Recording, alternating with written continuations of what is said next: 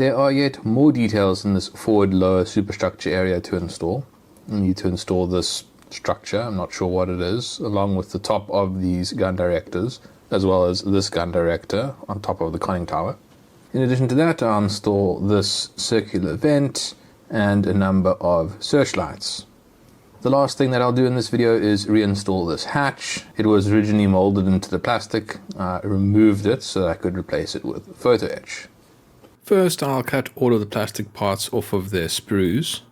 I make the first cut quite far away from the part. That's so that I don't accidentally pull some of the plastic out of the part and create a divot or deform the part itself. Now that the parts are removed from the sprue and there's space for the plastic to move, I can clip more closely without having to worry about damaging the components. After which I use a bar file to remove the last of the excess. For these components, the worst of the flashing is on these cylinders. Fortunately, most of the flashing is located on its base and it is easy to remove with a file. The base of the cover for the rangefinder also has some flashing on it, but it's also easy to remove with the bar file. In total, the flashing wasn't very bad on these components, but it does continue this trend with this kit that there is a bit of flashing here and there. Apart from the flashing, I'd say the most notable defect with these parts are these holes on the top of this cover. They are supposed to align with the holes on the base of the actual optical rangefinders, but as you can see they are somehow off at an angle. I don't really know how that happened in the mold, but it is fortunately something that is not going to cause me too much trouble. All it means is that I need to remove the bumps from the underside of the optical rangefinder and then much more carefully position it centered on this cover. To glue it in place, I apply a small drop of Revell Contactor Professional. Next, I install the top onto these cylinders. I have no idea what these things are. Usually when you see a cylinder with a bar sticking out the top like this, it's an optical rangefinder, but I don't know what this is. It's very odd. Nevertheless, installation is simple, a small drop of Revell Contactor Professional, and then the top is installed. That is all the construction with plastic parts that I need to do. So I then move on to preparing the searchlights, which are from MicroMaster. These are resin 3D printed parts that are extremely detailed and need to be cut off their base. I find these MicroMaster parts quite intriguing actually, because they look so incredibly delicate. And when I'm cutting them off, I have this constant fear that I'm just going to snap them in half. But somehow, the bases always peel off very easily. I don't know how they do it. They have clearly designed these parts very well. And as of time of recording, I have not yet managed to actually break a component, which I think, considering the level of detail, is quite remarkable. For the most part, to remove the searchlights, I use a hobby knife to break the connection point to its supports, and then I use tweezers to remove the supports. In some cases, when you are pulling out a support, it simply just breaks in the correct location, and the searchlight comes free. Due to the number of supports, this is a tedious process. I do need to prepare 6 of these searchlights, but it goes off without a hitch. After preparing the resin searchlights, I then need to prepare the photo etch hatches. First, I cut them off of their fret, and then I fold them using the photo etch folding tool. I've had a bit of a problem with these hatches. They really don't fold very nicely. I find it quite difficult to get the door to properly line up with the frame. The best way I've been able to do that is to use the photo etch folding tool, where I can quite precisely put on the bend. If you were to do this with your fingers or with tweezers, the door would be very misaligned.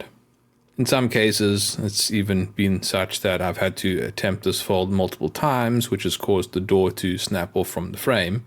But for me, since I am going to display this model with these hatches closed, having them snapped off isn't actually such a bad thing, because it allows me to glue the door in place in its correct position. Once I have the door correctly positioned on the frame, I then glue it in place using extra thin super glue that I apply with a wire. All of the components can now be painted. Everything will be painted in XF53.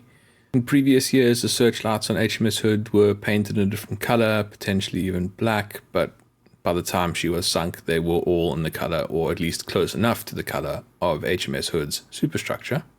In previous videos, I had painted the gun directors for the anti-aircraft guns in XF53, so I won't be painting those now. However, they do need to have a white stripe painted onto the back of them.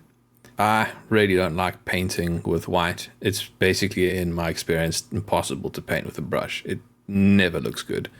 So even though this is a small and awkward place to paint, I am going to paint it with an airbrush. This means that I need to mask off the area. The intention is to slightly overspray the white and then clean up the edges using XF53 that I can apply much more easily with a paintbrush. After carefully masking off these parts and being sure not to touch any areas where there are very delicate details, I then spray the area with XF2. Actually, this is X2. I don't seem to have any XF2, but all that means is that it's gloss. But that doesn't really matter, since everything will eventually be sprayed in a gloss coat and then sealed in at the very end with a matte coat. After giving the white paint a short amount of time to dry, I remove the masking tape and then proceed to touch up the area with a brush and XF53. There is a ridge line printed into the resin, which is approximately at the correct height for the line between the white and XF53 paint. So I'm going to use that to my advantage to create a nice crisp edge. For the base, I just need to paint right up to the edge and try not to get paint to wrap around onto the side face where there should be white. If I don't get this quite right, I just have to respray the area with XF2, or rather X2, and then just do this again. Fortunately though, I am able to get it right the first time, and I get those nice clean lines, as well as I touch up some overspray of that white paint that had gotten onto some other areas of these gun directors. Now that everything has been painted and the paint has dried, installation can begin. I'm going to start by installing the hatches, since they are going to sit flush against the bulkhead and they are not going to get in the way of anything. To glue down the photo etch hatches, I apply a small drop of extra thick super glue to the area where I need to install the hatch. I then place the hatch on top of the drop of extra thick super glue. I then apply extra thin super glue to the frame of the door to properly bond it to the side of the superstructure. The reason why I do this is because if you just apply a drop of super glue to the center of the component, either you put on a lot and then it squeezes out the side of the frame, in which case it looks ugly, or you just put on a small drop and then there's not enough glue to fully cover the contact area on the back of the door and the frame, which means that later on during cleaning, when you're going over the area with a brush, you run the risk of getting something underneath the door frame and then accidentally pulling the door off the side of the superstructure. Since I want to avoid all of those issues, I initially apply a small drop of extra thick super glue just to hold the door in place, while I then properly bond it in place using extra thin super glue that I apply with a wire to the perimeter frame of the door.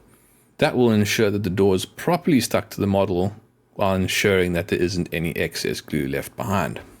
After installing the hatches, I then install these cylindrical structures with the bars sticking out of the top. Since this and the base that it is being stuck to are all plastic, I use plastic cement to glue it in place.